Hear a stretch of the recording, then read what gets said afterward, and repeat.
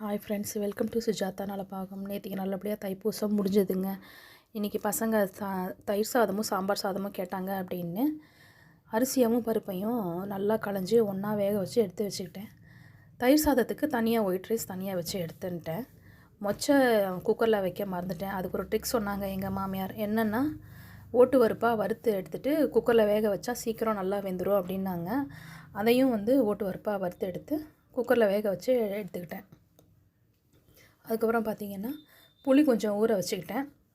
சாம்பாருக்கு என்னென்ன வறுத்தேன் அப்படின்னு பார்த்திங்கன்னா, கடலைப்பருப்பு, கொத்தமல்லி மிளகா வத்தல், கருவேப்பிலை. தேங்காய் நான் போடலை. அதுக்கு இந்த தேங்காய் போடாமல் பண்ணுற சாம்பார் ரொம்ப நல்லாயிருக்கும்.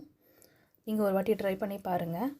அதுக்கப்புறம் பார்த்திங்கன்னா என்னென்ன காய் போட்டேன்னா, வெங்காயம், சின்ன வெங்காயம், கேரட்டு, பீன்ஸு, பட்டாணி இந்த சீசன் ரொம்ப நல்லா கிடைக்கும். விலையும் குறைஞ்சிருந்தது. அதனால் நிறையா வாங்கியிருந்தேன். அதனால் அதையும் வதக்கி எடுத்துகிட்டு போட்டு உப்பு, புளி, அரைச்சி வச்ச மிளகாப்பொடி, புளி எல்லாத்தையும் போட்டு நல்லா 2 கொதி விட்டு வெந்திருந்த சாதத்தையும் அதோடு போட்டு கலக்கி எடுத்து வச்சுட்டு, தொட்டுக்கிறதுக்கு ஊறுகாய், அப்பளம் இதை மட்டும் பொரித்து எடுத்து சீக்கிரம் சமைச்சாச்சுங்க.